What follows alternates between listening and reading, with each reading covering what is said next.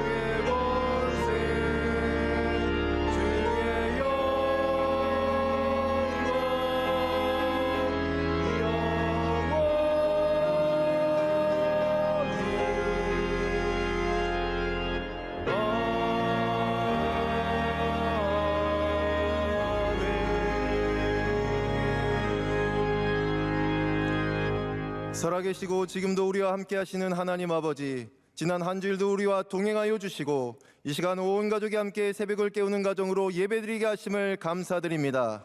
여호와는 나의 반석이시오 요새이시오 피할 바이시오니 이 시간 주의 성전 가운데 나온 모든 주의 백성들에게 힘을 주시고 능력을 주시고 이 시간 주의 영으로 임자하여 주사 돌수이 날개치는 새 힘을 허락하여 주시옵소서. 세상 가운데 낙심하고 절망했던 자녀들에게 소망을 주시며 우리를 위하여 고난받으시고 십자가에 못 박혀 죽으시고 부활하셔서 사망 권세를 이기신 예수 그리스도를 바라보며 절망의 늪에서 일어나 하나님의 영광을 찬송하게 하여 주시옵소서.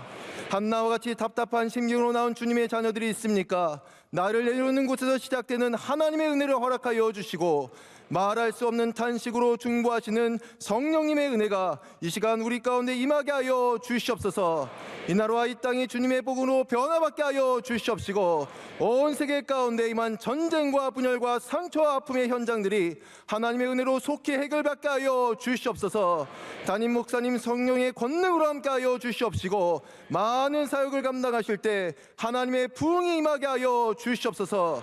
2024년 명성교회의 온 성도들이 복음에 참여하며 생명의 소식을 전하며 생명의 열매를 추수하는 복된 절기가 되게 하여 주시옵소서. 7년을 하루같이 오직 주님만 바라보며 걸어오신 원로 목사님께 하나님의 권능의 손길로 역사하여 주사 끝까지 주의 일을 감당할 수 있는 은혜를 허락하여 주시옵소서. 오늘 온 성도들이 예배드리는 가운데 상한 마음이 회복되며 하나님께서 주신 소망으로 충만케 하여 주시옵소서. 우리의 생명의 근원 되시는 예수님의 이름으로 기도하옵나이다. 아멘.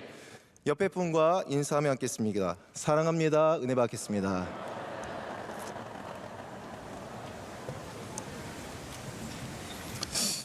오늘 우리에게 주신 하나님 말씀은 신약성경 요한계시록 14장 1절로 5절의 말씀입니다. 요한계시록 14장 1절로 5절의 말씀입니다. 제가 가진 성경으로 신약성경 412면쯤에 있습니다. 이 말씀을 한 절씩 교독하시고 마지막 절을 합독하도록 하겠습니다. 또 내가 보니 보라 어린 양이 시온산에 섰고 그와 함께 14만 4천이 서 있는데 그들의 이마에는 어린 양의 이름과 그 아버지의 이름을 쓴 것이 있더라.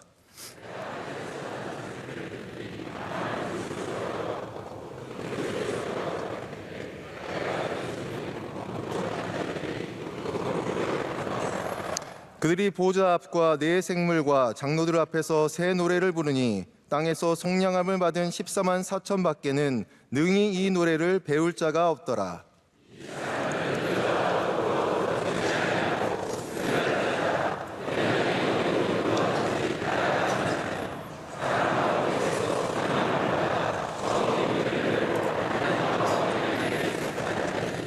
다 함께 합독하겠습니다. 그 입에 거짓말이 없고 흠이 없는 자들이더라.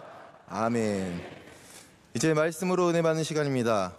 오늘은 본교회에서 2009년부터 부목사로 15년간 사역하시고 1월에 청주에 있는 삼남교회의 담임 목사님으로 부임하실 김선우 목사님께서 어린 양이 어디로 인도하든지 라는 제어로 말씀 증거하실 때 우리에게 큰 은혜의 시간이 될 줄로 믿습니다.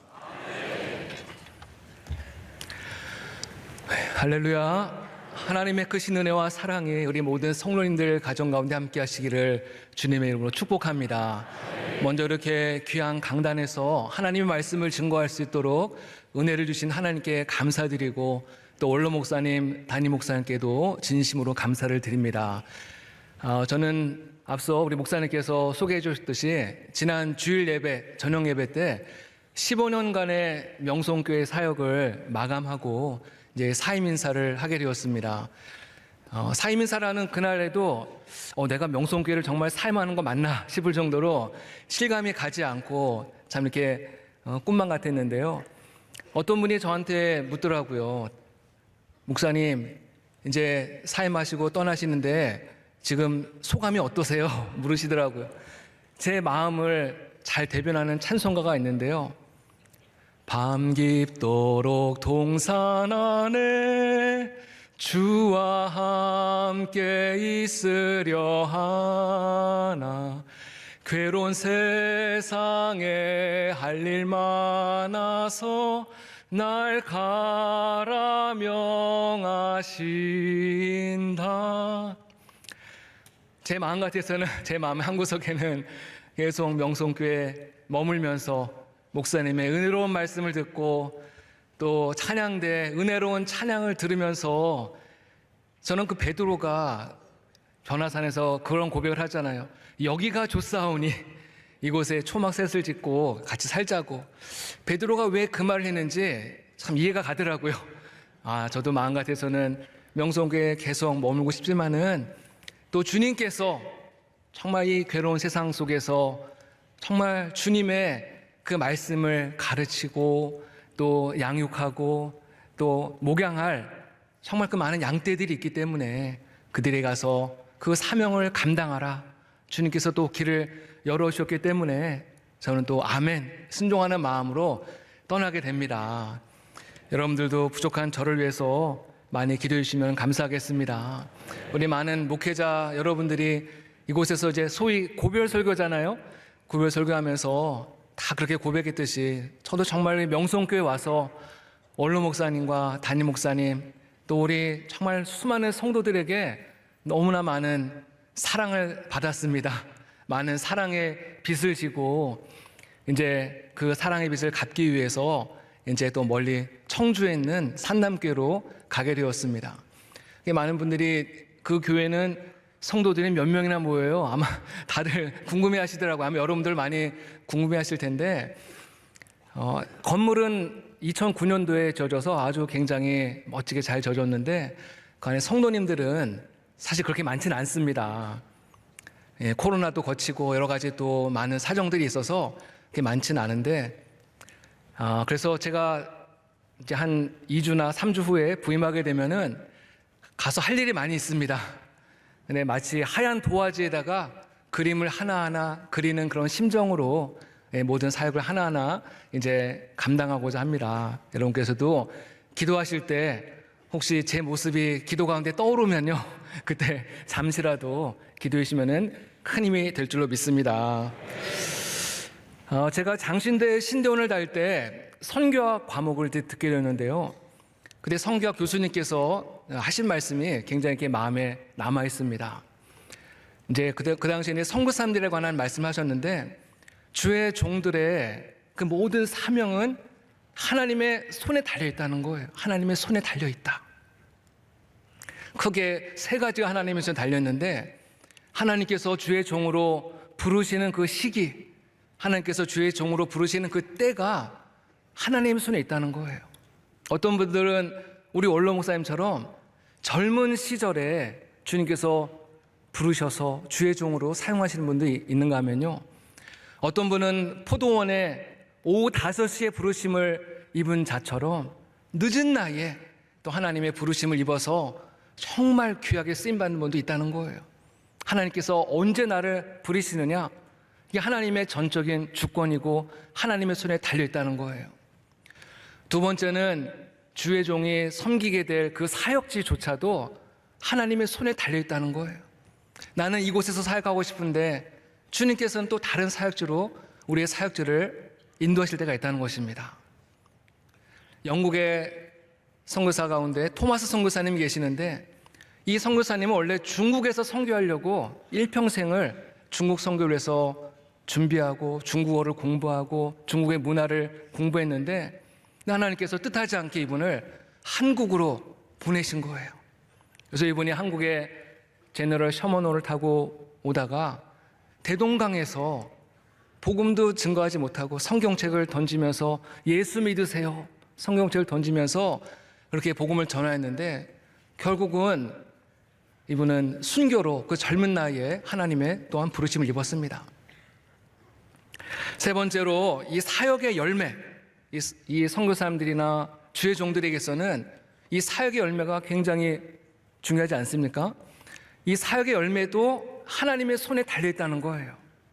어떤 분은 정말 일평생 열심히 땀 흘리고 수고하고 복음을 전하고, 그래서 30배, 60배, 100배 그가 수고한 것 이상으로 엄청난 많은 결실을 보는 선교사님들이나 목회자도 있지만요, 근데 어떤 선교사님은 일평생 한 나라에서 한평생을 눈물로 씨를 뿌리고 수고하고 헌신하였지만은 이분이 사명을 마치고 모든 선교사 직분을 다 마치고 고향으로 돌아갈 때는 단 한 명만, 그것도 이 선교사님의 가정에서 일하던 가정부 한 분만 결실하고 사역을 마감한 분도 있다는 것이에요. 이처럼 주의 종은 그 모든 사역, 그 모든 사명이 하나님의 손에 달렸음을 겸손하게 인정하고 고백하고 하나님의 절대 주권 앞에 순종하는 자세로 나아갈 때 하나님의 뜻이 이 땅 가운데 이루어진다는 것이에요. 모두가 다 사도 바울 같고 모두가 다 베드로 같이 정말 위대하게 쓰임 받으면 얼마나 좋겠습니까?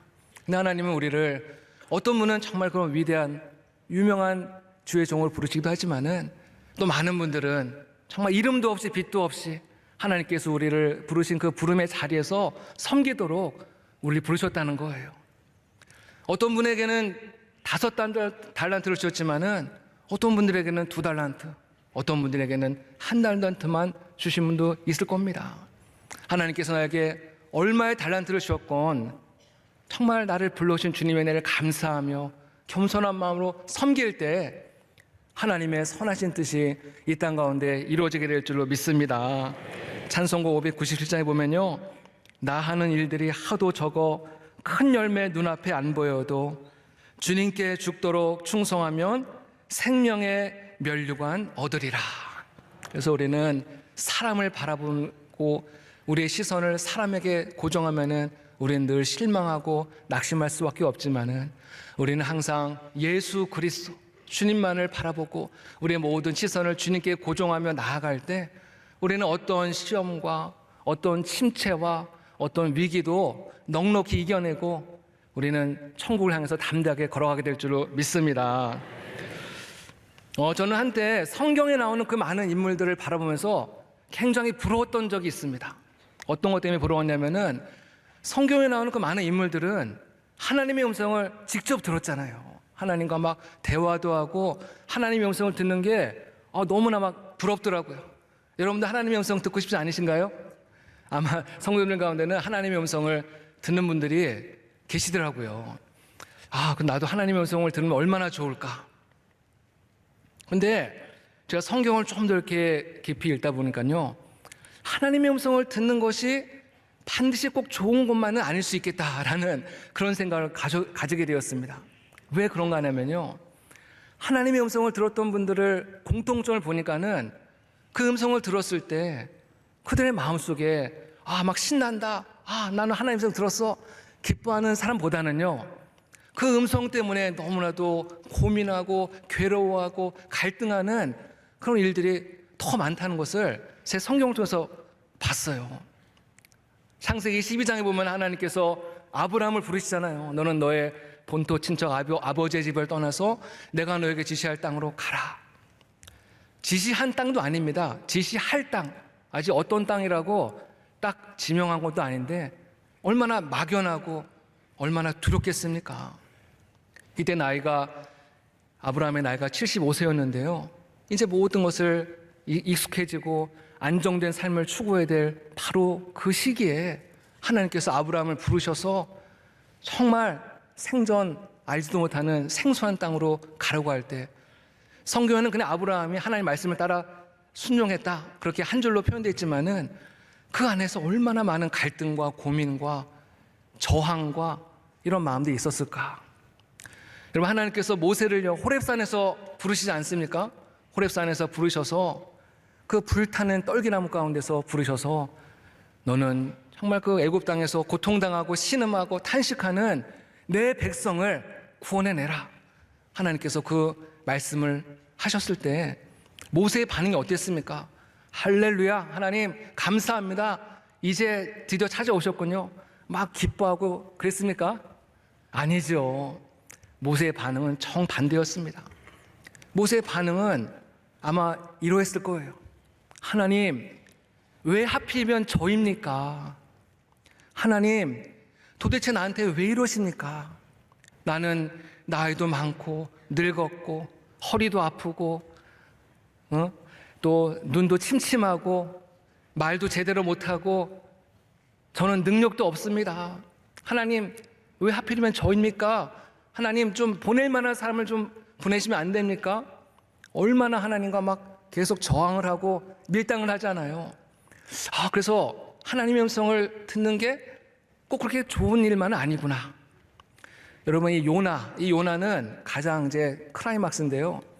이 요나 하나님께 음성을 듣잖아요. 너는 저 죄악의 도시 니느웨에 가서 회개의 말씀을 선포하라. 근데 요나는 어떠합니까? 정말 악한 도시 저 니느웨가 하나님의 심판을 받아서 망해야 되는데 곳에 가서 회개의 말씀을 전하다가 저 사람들이 정말 회개하면 어떡하지? 요나는 그것이 너무나 싫었어요. 그래서 하나님 말씀, 하나님의 얼굴을 피하여서 니느웨와는 전혀 정반대 방향인 다시스를 향하는 그 배를 타고 가다가 정말 죽을 고생을 하고 나중에 다시 회개하고 니느웨로 가지 않습니까? 저는 이처럼 이렇게 하나님의 음성을 듣는다는 게 항상 막 신나고 좋은 일만은 아니구나. 하나님의 그 음성으로 인해서 정말 내가 정말 원치 않는 길을 가야 될 수도 있고, 하나님의 그 음성 때문에 정말 내가 하기 싫은 일을 억지로 해야 될 그런 순간도 온다는 거예요. 여러분, 그런데 중요한 사실은요, 하나님의 음성을 들었던 모든 주의 종들은 처음에는 저항하고 반항하고 막 갈등하고 나 못 가요 계속 그랬지만은 나중에는 어떻게 했습니까? 결국은 순종했다는 거예요. 할렐루야. 결국은 순종했다는 것입니다. 하나님의 그 음성에 하나님, 주님께 모든 것을 맡깁니다. 순종하였을 때 하나님께서 그들의 모든 삶을 하나님이 지켜주시고 책임져 주시고 그들을 통해서 하나님의 위대한 역사를 이루시고 하나님께서 그들의 인생의 후반부를 높여주시고 존귀하게 하신 줄로 믿습니다. 오늘 말씀에 보면은 어린 양이 14만 4천의 성도들과 함께 시온산에 서 있다, 그런 장면을 우리에게 보여주고 있습니다. 요한계시록은 참 어려운 책이다, 또 어떤 분은 무서운 책이다 그렇게 말도 합니다. 왜냐하면 굉장히 많은 수많은 상징과 굉장히 다양한 많은 어려운 이해하기, 해석하기 어려운 그런 난해한 일들이 많이 있기 때문에 그래서 많은 목사님들도 요한계시록 설교를 잘 안 하는 경우들이 많이 있는데요. 근데 우리 오늘 읽은 이 말씀 가운데는 정말 난해한 것이 별로 없습니다. 어린 양은 누구를 말하는 거겠어요? 어린 양은 누구를 말하는 거겠어요? 아마 이 자리에 계신 분들 가운데 어린 양이 누군지 모르는 분 아무도 안 계실 겁니다. 어린 양은 바로 예수 그리스도, 예수님을 의미하는 거잖아요. 우리의 죄를 위하여서 이 땅 가운데 오셔서 십자가를 지시고 죽으셨으나 다시 부활하시고 승천하셔서 하나님 보좌 우편에 앉아 계신 바로 예수 그리스도가 어린 양을 의미하는 거예요. 그러면 14만 4천 명의 성도들은 누구를 의미하는 것일까요? 이 14만 4천 명의 성도들은 신천지 신도들이 아닙니다. 24만 4천 명의 성도들은 하나님의 은혜로 구원함을 입은 모든 주의 백성들을 의미하는 것입니다. 수많은 구원받은 성도들이 이 땅 가운데서는 정말 많은 고난과 억울함과 비참함 속에 살아갔지만은 하나님의 보좌 앞에서 하나님의 거룩한 흰 옷을 입고 그들은 하나님의 보좌 앞에서 새 노래로 하나님을 찬양하고 있었다는 거예요. 그 광경을 사도 요한이 그 광경을 그의 눈으로 목도한 것입니다. 얼마나 영광스럽고 정말 얼마나 황홀한 광경이겠습니까? 여러분도 정말 그 14만 4천 명에 속하여서 하나님의 거룩한 보좌 앞에서 하나님을 찬양하고 싶지 않으십니까? 찬양하고 싶지 않으세요? 예. 저는 이 자리에 계신 우리 모든 성도님들이 한 분도 빠짐없이 정말 그 14만 4천 명의 대열에 함께 서서 새 노래로 하나님을 찬양하는 그런 놀라운 은혜가 있게 되기를 주님의 이름으로 축원합니다. 오늘 말씀 보면은 이 14만 4천 명의 이 수많은 성도들이 어떤 성도였는지를 우리에게 소개하고 있습니다. 첫 번째 보면요, 3절 4절에 나와 있는데 이 땅에서 속량함을 받은 자라, 속량함을 받은 자라. 이 땅에서 살아가는 동안에 정말 예수 믿을 그 기회를 놓치지 않고 예수님을 믿고 죄사함을 받고 하나님의 백성이 된 바로 그 성도들이 14만 4천 명 하나님께 새 노래를 올려드리는 바로 그 성도들의 대열에 서 있는 자들이라는 거예요. 우리가 땅 가운데 살아가면서 복음을 증거하는 것보다 더 귀한 일이 어디 있겠습니까? 한 영혼이 지옥에 갈 한 영혼이 예수 믿고 구원받고 천국에 들어가는 것보다 가장 가치 있고 가장 보람 있고 가장 시급하고 가장 중요한 일이 어디에 있겠습니까? 이제 구원받은 성도들은 정말 그 과거에 불렀던 정말 무가치하고 허망했던 그런 세상의 노래를 그치고 나를 구원하시고 나에게 영원한 생명을 허락하신 그 하나님을 우리는 영원히 찬양이 될 줄로 믿습니다. 두 번째로요, 이 14만 4천 명의 이 성도들은 여자로 더불어 더럽히지 아니하고 순결한 자라. 오늘 성경이 그렇게 말씀하고 있습니다. 이 말씀은 한마디로 이분은 끝까지 믿음을 배반하지 않고 정말 믿음의 절개를 지킨 순결한 자다. 교회에 끝까지 남은 성도들, 이런 성도들이 정말 그 14만 4천 명의 대열에서 새 노래로 여호와를 찬양하고 있었다는 것입니다. 요한계시록은요, 소아시아 7교회에 보낸 편지입니다.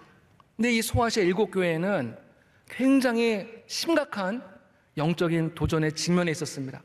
세 가지의 영적인 도전이 있었는데 첫 번째는 환난과 핍박이라는 영적인 도전입니다.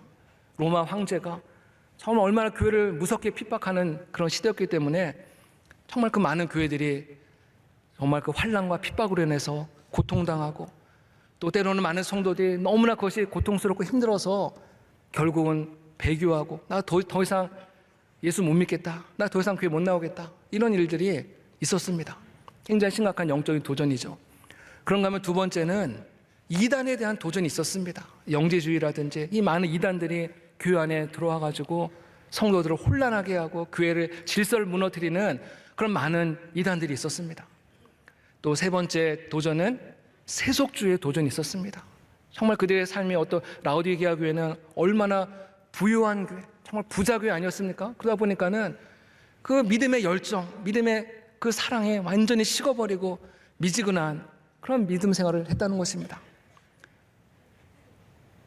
마귀는 정말 이와 같이 우리를 끊임없이 믿음에서 멀어지게 하고 성도들을 타락하게 하고 정말 그 구원의 그 면류관을 빼앗으려 하는, 끊임없이 지금도 계속해서 우리에게 도전하고 있다는 것을 우리는 늘 기억해야 됩니다.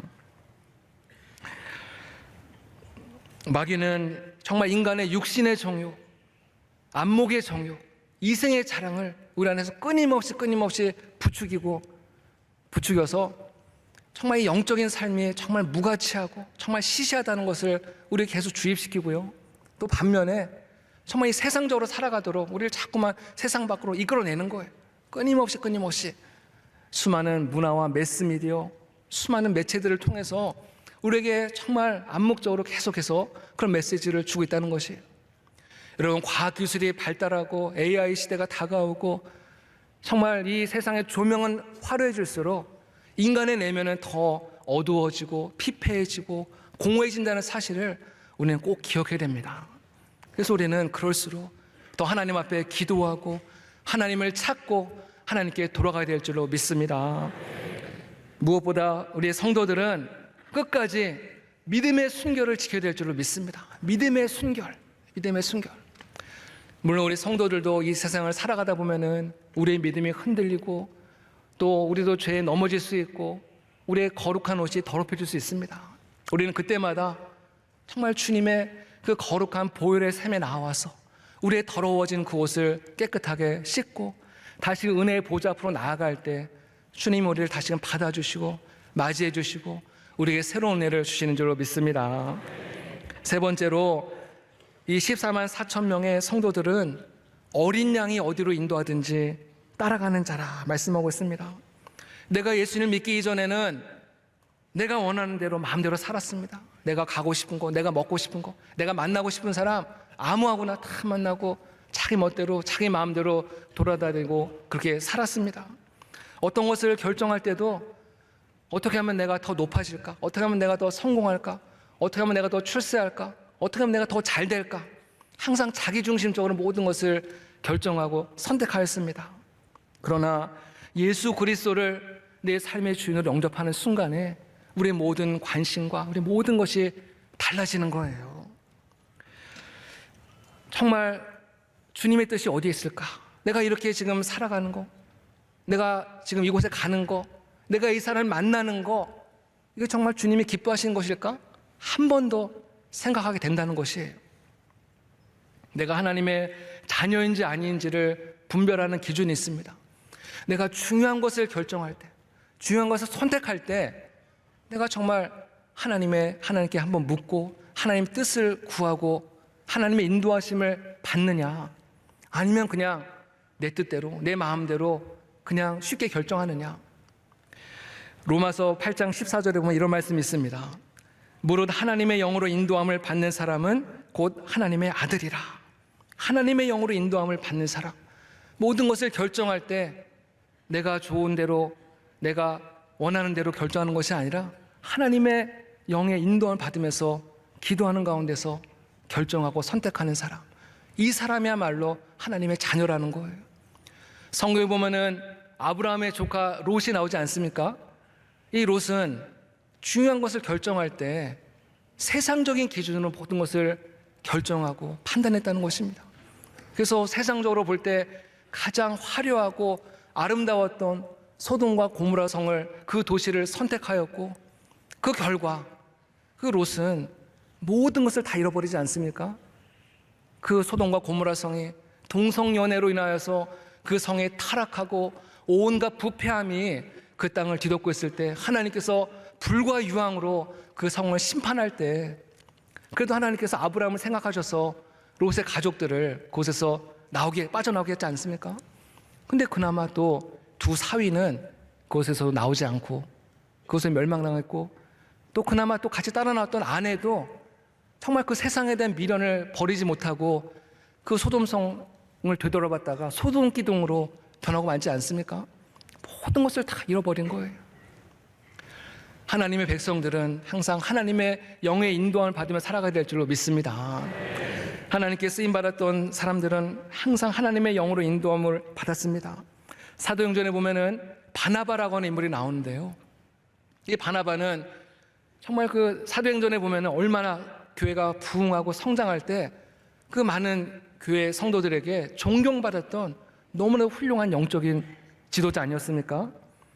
그런데 교회에 큰 환난과 핍박이 찾아오니까는 성도들이 막 전국 곳곳으로 뿔뿔이 막 흩어지기 시작합니다. 그 핍박을 피하여서. 그런데 안디옥이라는 그 지역에 많은 성도들이 모여서 그곳에서 교회를 세우고 교회가 막 부흥하기 시작을 하는데, 근데 그 교회에 목회자가 없는 거예요.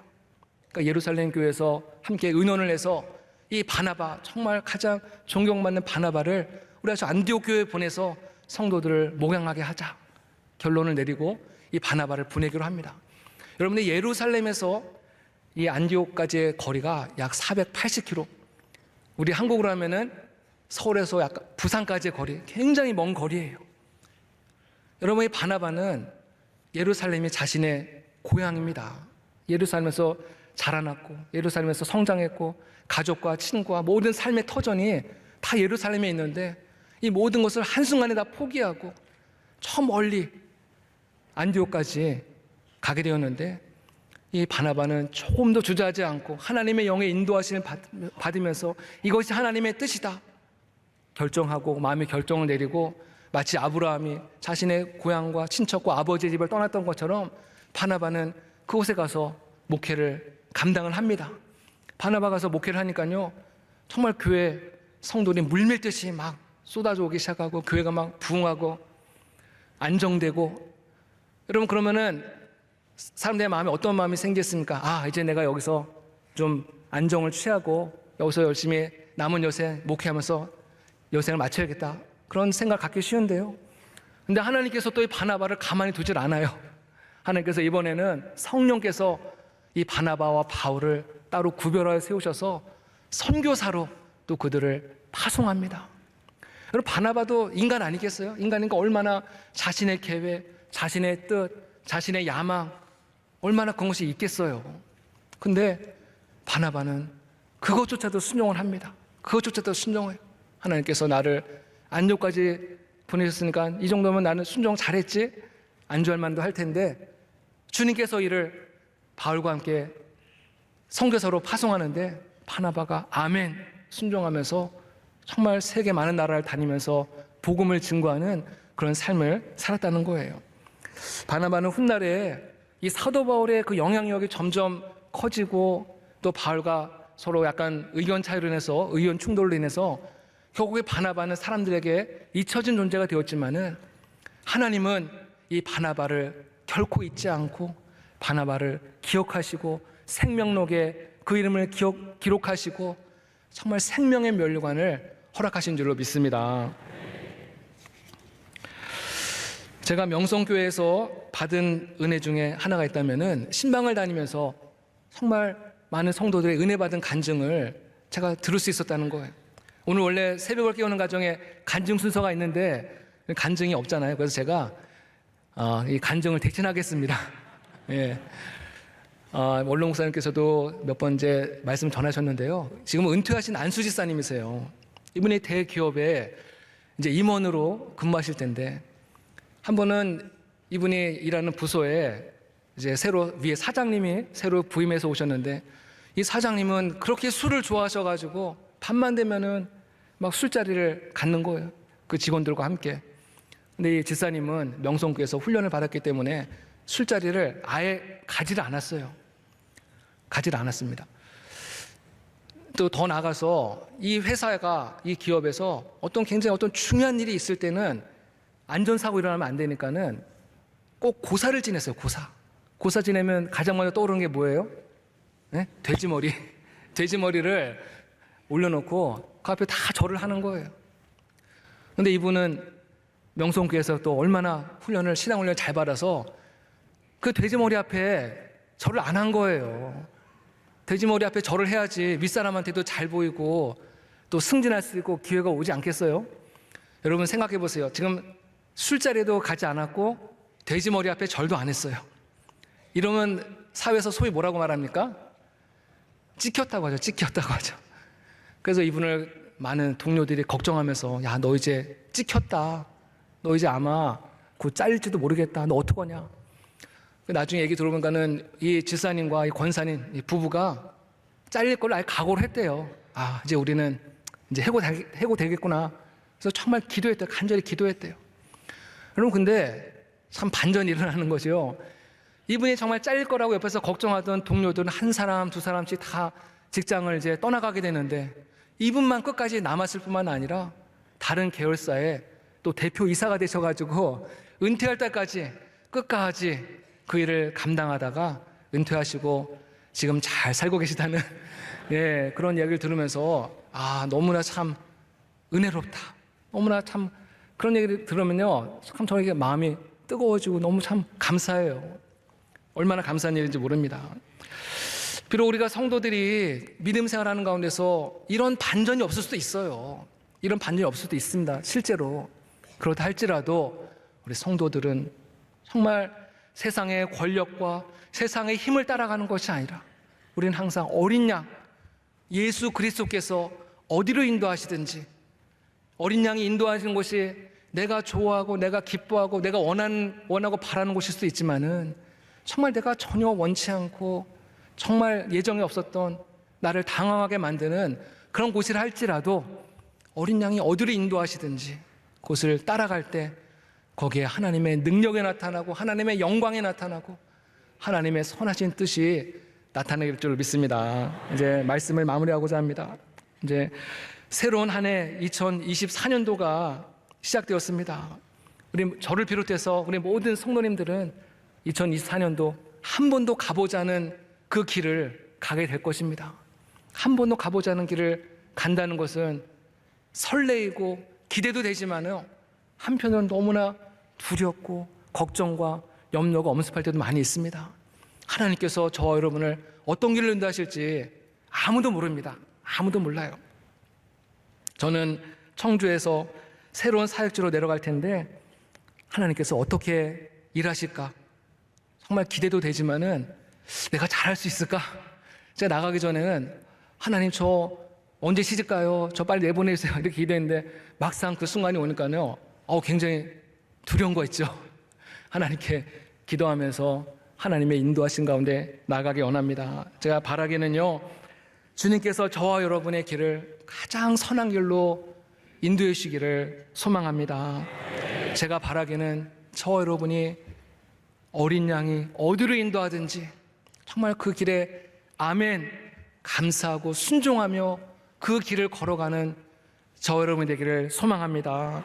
선한 목자 되신 하나님께서 우리와 늘 동행하시고 세상에 줄 수 없는 참된 위로와 평안과 소망과 놀라운 축복, 이 세상에서 채울 수 없고 이 세상에서 경험할 수 없는 하나님의 놀라운 은혜로 하나님께서 채우실 줄로 믿습니다.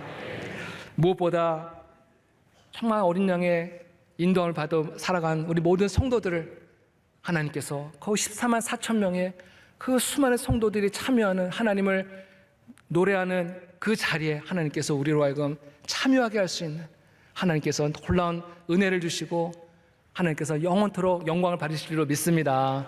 아무쪼록 우리 모든 명성교회 성도들 늘 강건하시고 정말 주님의 이름으로 늘 승리하시기를 주님의 이름으로 축복합니다. 기도하겠습니다. 사랑과 은혜가 한량없으신 하나님 아버지 감사합니다. 주님의 은혜 가운데 2024년 새로운 한 해를 시작하게 하심을 감사드립니다. 하나님께서 새로운 한 해를 어떤 길로 인도하실지 어리석고 연약한 저희들은 알 수 없습니다. 하나님께서 우리 모든 성도들의 길을 주님이 기뻐하신 길로 인도하여 주옵소서. 바라기는 우리 모든 성도들이 어린 양 예수 그리스도께서 어느 곳으로 인도하시든지 순종하며 따라갈 수 있는 믿음을 허락하여 주시옵소서. 순종할 때 하나님의 선하신 뜻이 이 땅 가운데 이루어지게 하여 주옵소서.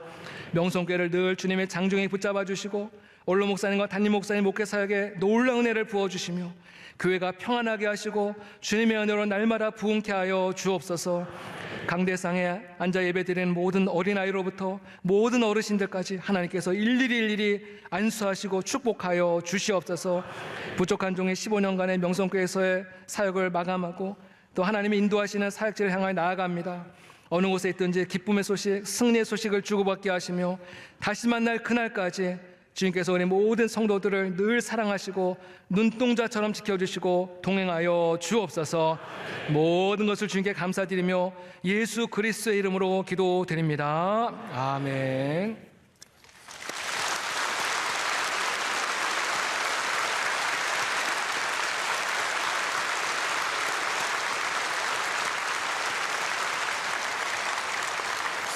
네, 말씀에 큰 은혜를 받았습니다.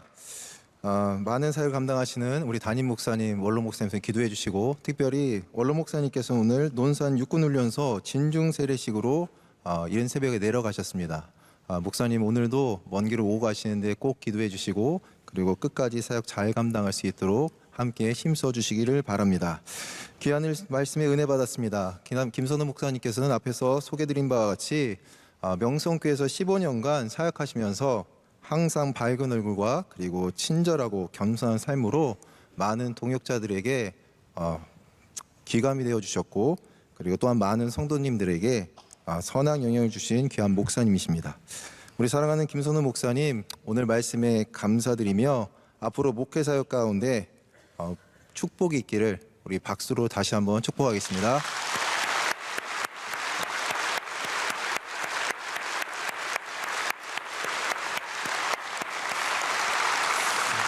네, 오늘도 함께 새벽을 깨워 이 강당에 오른 우리 자녀들이 있습니다. 앞에 있는 우리 초등학생들 그리고 어린 또 유치학교 학생들 좋아하네요. 예, 그리고 여기 있는 중고등학생들 우리 박수로 우리 축복하겠습니다.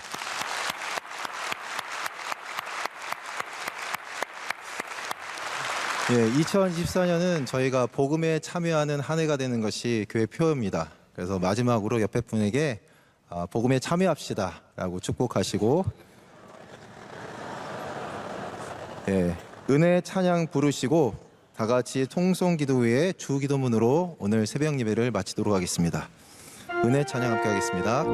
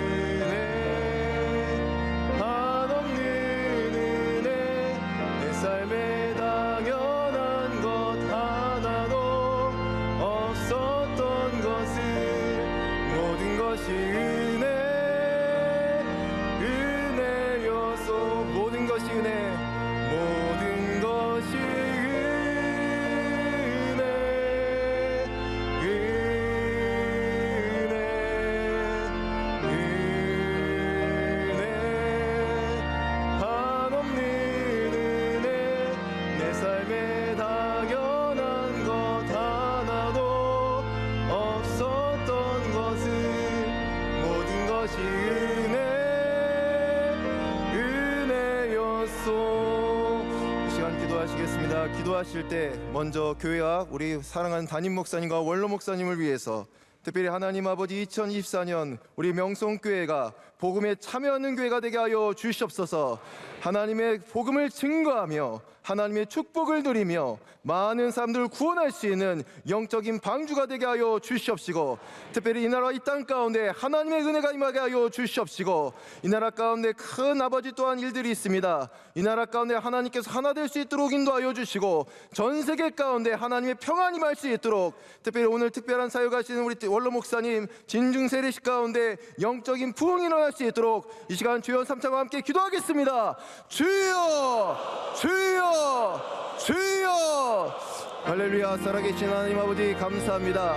귀한 명석교회 가운데 저희들을 불러주시고 이 시간 가운데 함께 예배드리게 하심을 감사드립니다. 하나님 아버지, 사랑하는 귀한 명성교회가 주님의 귀한 거룩한 방주요, 구원의 방주요, 하나님의 복음을 증거한 교회가 될 수 있도록 인도하여 주시옵시고, 이 시대 가운데 주의 사명을 감당할 수 있는 교회요, 능력 있는 교회요, 주의 성령이 충만한 교회요, 하나님의 사명을 끝까지 감당할 수 있는 교회 될 수 있도록 인도하여 주시옵소서. 우리 사랑하는 담임 목사님 많은 사역 감당하실 때 성령의 충만함을 허락하여 주시옵시고, 어느 강단에서든지 그 말씀을 통하여 생명의 역사가 나타나게 계시며 하나님 구원의 역사가 나타나게 하시며, 하나님 아버지 2024년 많은 사역 감당하실 때 영적인 부흥이 나타날 수 있도록 사랑하는 귀한 종 가운데 함께하여 주옵소서. 아버지 도울자를 붙여주시고 동역자를 허락하여 주시옵시며, 사랑하는 귀한 종이 이 나라와 이 땅과 전 세계 가운데 쓰임받을 수 있도록 사랑하는 종 가운데 주님께서 은혜를 베풀어 주옵소서. 원로 목사님 주여 함께하여 주옵소서. 하나님의 일들을 감당할 때마다 생명의 역사가 나타나게 하여 주시며, 하나님 아버지 비전 선교 사역을 감당할 때마다 눈물을 흘리고 아파하고 괴로워하는 자들이 새 힘을 얻고 일어날 수 있도록 은혜도 하여 주시옵시고, 특별히 사랑하는 귀한 우리 원로 목사님 오늘 징주세례식이 있습니다. 생명의 역사가 나타나게 하시고 구원의 역사가 나타나게 하시며, 오공한 예수님께서 눈동자같이 보아하여 주옵소서. 이 나라 이 땅을 살아가시는 주님 아버지, 이 나라 가운데 은혜가 임하게 하여 주시옵시고, 하나 될 수 있도록 역사하여 주시고, 하나님께서 세우실 많은 주들 가운데 하나님께서 영적으로 아버지 바로 선제자들이 세워질 수 있도록 인도하여 주옵소서. 전 세계 가운데 위기가 있습니다. 하나님의 은혜 가운데 함께하여 주셔서 이 위기가 하나님 기회가 될 수 있도록 인도하여 주시고, 온 교우들이 함께 기도하는 가운데 하나님의 은혜과 은혜를 받을 수 있도록 역사하여 주옵소서. 2024년 사람 명성교회 복음에 또한 아버지 참여하는 교회가 되길 간절히 소망하고 있습니다. 복음을 증거하게 하시고 복음을 아버지 누리게 하여 주시옵시며, 생명의 역사 결실이 많이 나타나는 2024년 될 수 있도록 인도하여 주옵소서. 특별히 간구합니다. 새벽을 깨우는 가정을 가운데 은혜를 더하여 주셔서 새벽을 깨우는 가정마다 주여 아버지 가정 가운데 평안이 임하게 하시고 영적인 부흥이 나타나게 하여 주시옵시며, 함께 예배드리는 아버지 귀한 자녀들 가운데 함께 하여 주셔서 다음 세대의 주님 앞에 쓰임받을 수 있는 주의 거룩한 일꾼들이 될 수 있도록 역사하여 주시옵소서. 믿습니다. 주기도문으로 예배 마치겠습니다. 하늘에 계신 우리 아버지여, 이름이 거룩히 여김을 받으시오며 나라 임하옵시며 뜻이 하늘에서 이룬 것 같이 땅에서도 이루어지이다. 오늘날 우리에게 일용할 양식을 주시옵고, 우리가 우리에게 죄 지은 자를 사하여 준 것 같이 우리 죄를 사하여 주시옵고, 우리를 시험에 들게 하지 마시옵고 다만 악에서 구하시옵소서. 등의 나라와 권세와 영광이 아버지께 영원히 싸움나이다. 아멘.